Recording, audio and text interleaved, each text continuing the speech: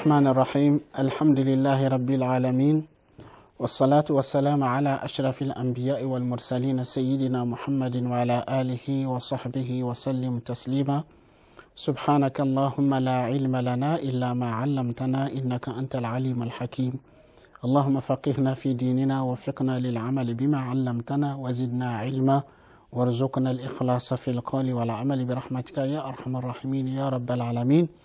Chers téléspectateurs et téléspectatrices, assalamu alaikum wa rahmatullahi ta'ala wa barakatuh. Je suis heureux de vous rencontrer à travers Iqra, toujours à travers notre émission Hadith. Aujourd'hui, nous allons traiter les hadiths parmi les hadiths du prophète sallallahu alayhi wa sallam. Et ces hadiths, il est rapporté par Imam al-Bukhari dans son recueil authentique et d'autres aussi. Ces hadiths est rapporté par Abdullah Abi Mas'ud Uqba ibn Amir. An Abi Mas'ud Uqba ibn Amr radiyallahu anhu قال قال رسول الله صلى الله عليه وسلم إن مما أدرك الناس من كلام النبوة الأولى إذا لم تستحي فاصنع ما شئت أو إذا لم تستحي فافعل ما شئت. Donc d'après Abi Mas'ud Uqba ibn Amr, que Allah soit satisfait de lui, rapporte que le prophète sallallahu alayhi wa sallam a dit: fait partie de ce que les gens ont retenu de paroles de premier temps de la prophétie, si tu n'éprouves pas la pudeur, alors tu peux agir comme tu l'entends. Donc, en fait, ce hadith, il est rapporté par Imam al-Bukhari. Le prophète sallallahu alayhi wa sallam, en fait, ce hadith, en quelque sorte, le prophète est rapporteur de ce que les prophètes, les messagers avant lui ont enseigné à leur communauté.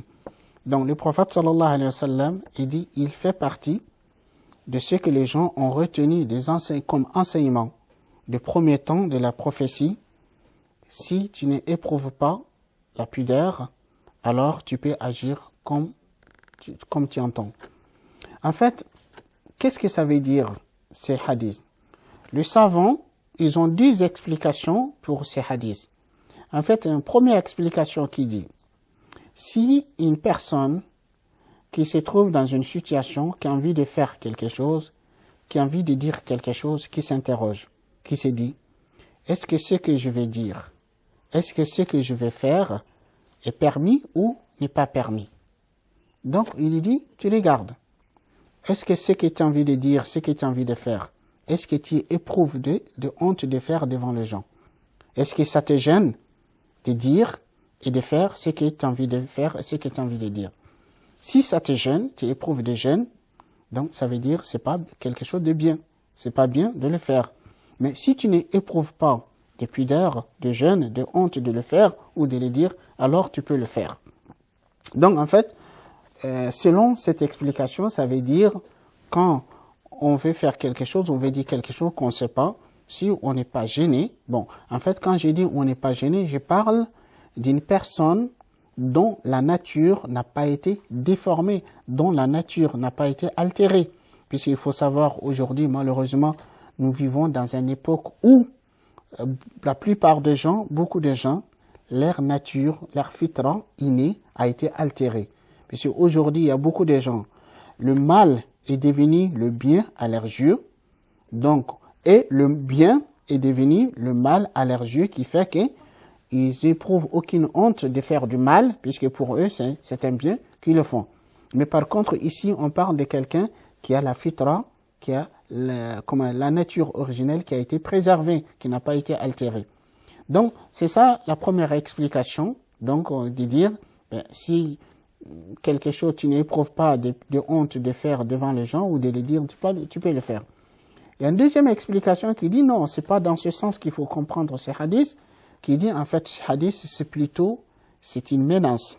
C'est une menace, ce n'est pas une autorisation.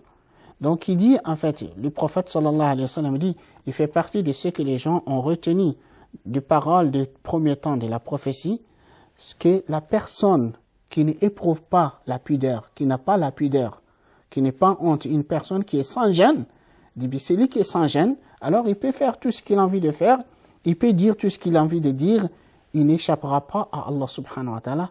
Il trouvera auprès d'Allah ce qu'il dit et ce qu'il fait. Parce qu'Allah subhanahu wa ta'ala, il nous dit Ma yalfidhu min qawlin illa ladayhi raqibun atid. Il dit, il ne prononce aucune parole sans qu'il ne trouve auprès de lui des observateurs qui sont là à consigner, à noter ce qu'on dit de bien ou de mal. Et aussi Allah subhanahu wa ta'ala, il nous dit dans le Coran, يَوْمَ تَجِدُ كُلُّ نَفْسٍ مَا عَمِلَتْ مِنْ خَيْرٍ مُحْضَرًا وَمَا عَمِلَتْ مِنْ سُوءٍ. Les jours où chaque âme trouvera ce qu'il a fait de bien présent, les jours où chaque âme trouvera ce qu'il a fait du bien présent, et ce qu'il a fait du mal aussi, il le trouvera présent. تَوَدُّ لَوْ أَنَّ بَيْنَهَا وَبَيْنَهُ أَمَدًا بَعِيدًا. Il aimera et souhaitera si entre lui et ses mauvais actes et ses mauvaises paroles qu'il a fait, s'il y avait une longue distance qui les séparait. Donc, en fait, les savants, ils nous disent que la deuxième explication de ces hadiths, de dire, ces hadiths, c'est une menace, c'est de dire, celui qui est sans gêne, celui qui est impudent, ben, quand une personne est sans gêne et impudent, il est capable de faire tout. Donc, en fait, il faut savoir que comme la pudeur est un noble caractère que l'islam exige du musulman. Donc, les prophètes, donc, chaque religion a des caractères, a de nobles caractères qui les remarquent, qui distinguent. Et parmi les nobles caractères qui distinguent le musulman et l'islam, c'est la pudeur, le fait qu'une personne soit pudique. La pudeur devant Allah subhanahu wa ta'ala, puisque le musulman étant donné, le musulman a cette conscience que où qu'il soit, Allah est avec lui, Allah il l'entend, Allah il le voit, donc le musulman a honte que Allah entend de lui ce qui lui déplaît. Le musulman a honte que Allah il voit, qu'Allah le voit faire quelque chose qui déplaît à Allah subhanahu wa ta'ala. Le musulman a honte que Allah le voit dans un endroit qu'il n'aimerait pas le voir. Donc ainsi, par pudeur, la pudeur empêche les musulmans de commettre des fautes, de transgresser les limites d'Allah subhanahu wa ta'ala. Comme aussi de même, le musulman est quelqu'un qui a pudeur, qui est pudique, qui a la pudeur devant les gens, qui ne peut pas se permettre de dire des propos indécents devant les gens, qui ne peut pas se permettre de commettre des actes blâmables ou des actes qui relèvent de la turpitude. Donc, le prophète sallallahu alayhi wa sallam, il dit dans un hadith en recommandant à ses compagnons, le prophète il leur dit Istahyu min Allahi haqq al-haya.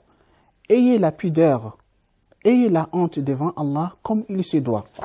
Et les compagnons, ils ont dit ô messager d'Allah, nous sommes pudiques, nous avons la pudeur devant Dieu, alhamdulillah, et alhamdulillah, nous avons la pudeur devant Dieu. Le prophète sallallahu alayhi wa sallam, il dit, il ne s'agit pas de ça. Il dit la pudeur devant Allah subhanahu wa ta'ala, il dit c'est surtout le fait de préserver la tête et ce qu'elle retient, et de préserver le ventre et ce qu'elle renferme, et le fait de se souvenir de la mort et après la mort. Il dit, celui qui aura fait ça, c'est-à-dire préserver, c'est-à-dire ce qu'il a dans la tête, c'est ce qu'on sait, c'est-à-dire le fait d'agir conformément au savoir. Et c'est des fois, il y a des gens, ils ont appris beaucoup de choses. Ils savent beaucoup de choses. Ils savent le bien, ils savent le mal, mais ils agissent contrairement à ce que le savoir exige de eux. Donc, une personne qui agit de cette façon n'a pas préservé ce que la tête a retenu. Donc, il dit de fait de préserver la tête et ce qu'il retient, et de préserver le ventre et ce qu'il renferme, et le fait de se souvenir, le fait de se rappeler de la mort et après la mort. Et celui qui agit ainsi, il aura honte devant Allah subhanahu wa ta'ala comme il se doit. Donc le musulman, en fait, la pudeur exige d'un musulman qu'il soit vraiment pudique où qu'il soit seul ou bien qu'il soit devant les gens. Le prophète sallallahu alayhi wa sallam, qui était notre modèle, était quelqu'un de très pudique. Et aussi Othman radiallahu anhu, ses grands compagnons du prophète sallallahu alayhi wa sallam, le troisième calife, l'une des qualités qui caractérise Othman, c'était la pudeur. Une fois le prophète sallallahu alayhi wa sallam était chez lui, Abu Bakr radiallahu anhu Abu Bakr est venu frapper à la porte du prophète sallallahu alayhi wa sallam pour lui demander la permission. Le prophète, il était allongé, il était un peu dévêtu. Le prophète sallallahu alayhi wa sallam, il a permis à Abu Bakr de rentrer. Abu Bakr est rentré. Après, il y a Omar radiallahu anhu qui est venu frapper à la porte du prophète sallallahu alayhi wa sallam. Le prophète sallallahu alayhi wa sallam, il a autorisé Omar de rentrer sans changer de position. Et ensuite, il y a Othman qui est venu frapper à la porte du prophète sallallahu alayhi wa sallam. Et le prophète sallallahu alayhi wa sallam, il a demandé qui est-ce. On lui dit c'est Othman. Quand on lui dit c'est Othman, le prophète sallallahu alayhi wa sallam, il s'est levé, s'était assis. Et il s'est couvert. Ensuite, il a autorisé Othman de rentrer. Quand Othman est rentré, en fait, Aïcha, l'épouse du prophète sallallahu alayhi wa sallam, elle était présente. Elle observait l'attitude du prophète sallallahu alayhi wa sallam. Après, quand ils sont partis, Aïcha radiallahu anha, elle dit, oh messager d'Allah, Abu Bakr il est venu, tu n'as pas changé de position, tu es resté tel que tu étais. Omar il est venu, tu n'as pas changé de position, tu es resté tel que tu étais. Mais quand Othman est venu, tu t'es assis, tu t'es couvert et tu l'as permis de rentrer. Pourquoi? Le prophète sallallahu alayhi wa sallam dit, pourquoi n'aurais-je pas honte? Pourquoi n'aurais-je pas la pudeur devant un homme devant qui les anges ils ont pudeur, ils ont la pudeur, ils ont honte?